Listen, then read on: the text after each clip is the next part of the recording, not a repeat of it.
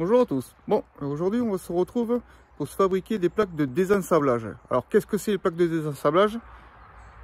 C'est ça, et on va en fabriquer avec ça. Allez, je te montre et je t'explique. Alors, qu'est-ce que c'est les plaques de désensablage et à quoi ça sert? Ça, c'est les plaques de désensablage en alu. Ça sert en 4x4 pour se sortir d'un mauvais pas. Donc ça, ces plaques-là, c'est quand tu es embourbé, que tu as plus de motricité. Par exemple dans la boue, dans la neige, dans ce genre de choses, ou même dans le sable, tu es bloqué. Tu mets ça sur les roues et ça te permet de rouler dessus pour pouvoir continuer à avancer.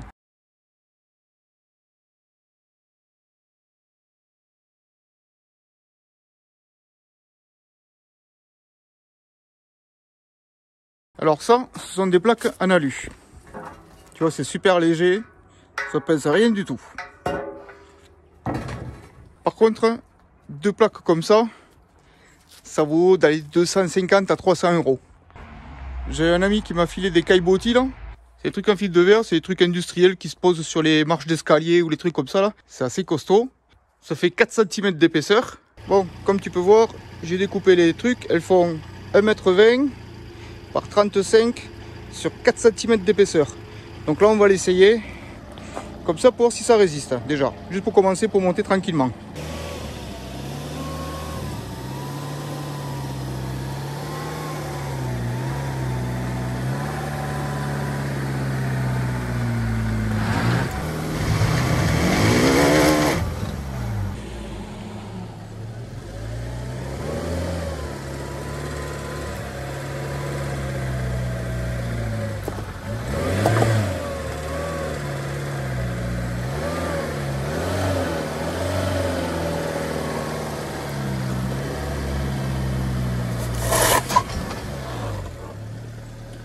T'as vu comment la plaque elle a dégagé?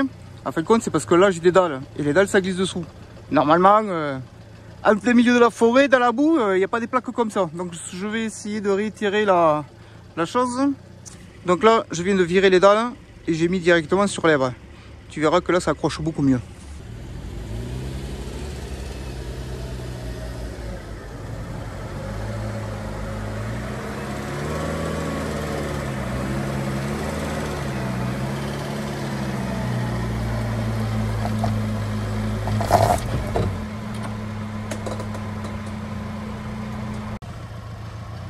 Bon, comme tu as pu voir, ça adhère quand même beaucoup mieux.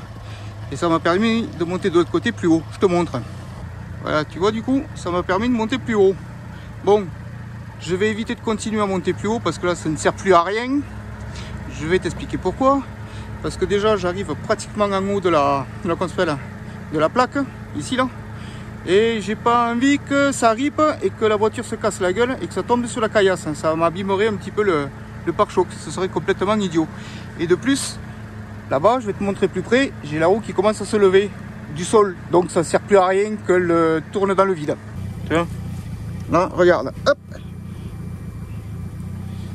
La roue, elle touche plus le sol, donc ça ne sert plus à rien, puisqu'il n'y a pas de bloc différentiel ou quoi que ce soit, ça ne sert à rien, la roue va tourner dans le vide. Donc je ne pourrais pas monter plus haut de l'autre côté. Et puis comme tu peux voir en même temps, les plaques sont largement solides, puisque ça casse pas, ou ça ne craque pas. Ce que je vais faire, c'est que je vais refaire un petit passage pour te montrer. Au moins tu verras mieux le travail de ce côté de la plaque. Ce qui semble être aussi intéressant.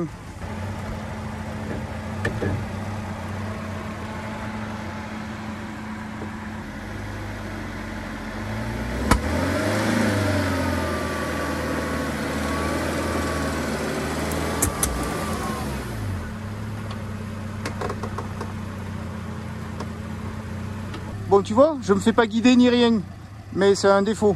T'as vu là, j'étais trop au bord de la plaque, donc ça m'a fait riper. Et puis là, en redescendant, on risque peut-être d'accrocher le caillard, la caillasse. Donc allez, on va regarder ça pour voir. Parce que, pour te donner une ordre d'idée, je suis juste en bord de plaque. Hein. Hop, je suis juste en bord de plaque là.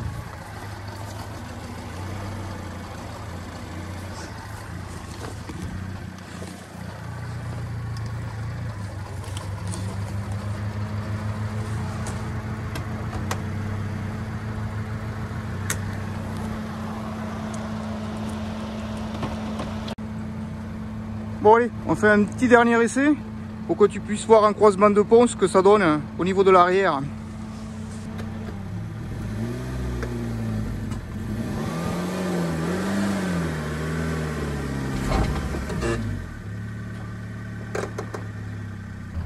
Bon, allez, tiens, regarde, t'as vu le kit Reality, il est pas mal, hein.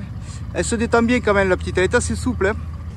Bon, là, comme tu peux voir l'arrière, hop, je suis déjà en croisement pratiquement maxi, ici, là.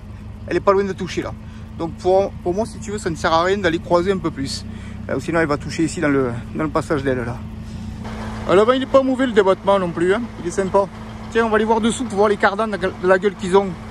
Tiens, regarde, ici, c'est la cale de chez Reality, là, qui permet de donner un peu plus d'angle.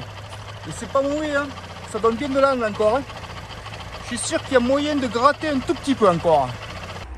Bon, comme tu as pu voir, voilà pourquoi j'ai découpé les plaques de 1,20 m par 35 cm sur 4 cm d'épaisseur. Parce qu'elles vont se loger sur la galerie de toit. Et en même temps, sur la galerie de toit, une fois qu'elles seront fixées dessus, ça me permettra d'avoir un truc plat pour y mettre la roue de secours et voir une caisse. Ou un truc comme ça. Donc là, tu as vu ce que j'ai fait avec les plaques? Je les ai mis comme ça. On s'en sert pas comme ça, des plaques. C'est fait pour être posé au sol. Hein, comme sur la roue que je t'ai montré de l'autre côté, côté chauffeur, pour éviter que ça patine dessus. Voilà, ça sert à ça. Là, ce que j'ai fait, c'était pour te montrer un petit peu que c'était quand même résistant, ces petits trucs. C'est pas fait pour être mis comme ça en appui et monter dessus. Oui, il en existe qui sont faites pour ça. Mais là, c'est pas du tout le même prix et c'est pas du tout le même truc. Celle que je t'ai montré aussi en début de vidéo, en aluminium là, mais pareil, on ne les met pas comme ça, en appui, et rien dans le vide. Ou sinon, tu vas les plier. Là, j'ai pas essayé celle-là avec le toy, parce que le toy est vachement plus lourd que la Panda, et le but n'est pas de les bousiller. Le but est de voir si ça résiste pour la Panda. Vu que c'est pour la Panda, mais ça suffit. Pour petite information, celles-ci là, elles sont vendues, je te mettrai des liens pour que tu puisses aller voir. Elles sont vendues 125 €. Moi, ça m'a coûté 0. Allez, je te remercie d'avoir suivi, puis je te dis à la prochaine.